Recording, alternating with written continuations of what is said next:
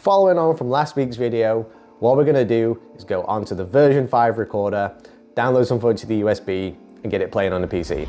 Here we are on the live view for the NVR Next, the version 5 firmware. On the top left, you'll see the main menu icon for the main menu, which will take you to the home page. You're looking for playback in here.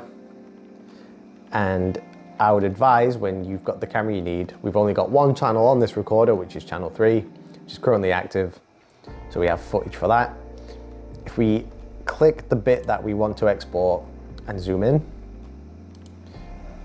using the mouse wheel, you'll be able to see your timeline for footage. So if you want to be able to export footage from this camera, you'll see the scissor icon for video clip in the bottom right.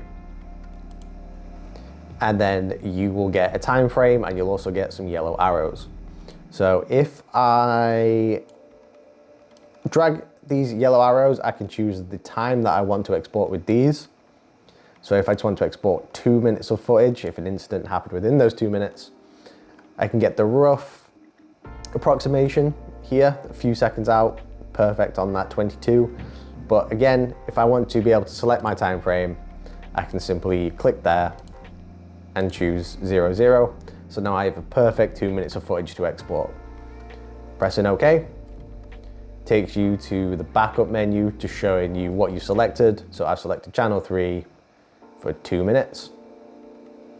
If I then press backup, it will then start backing up that footage to the USB stick, and then we can see what it looks like on the PC.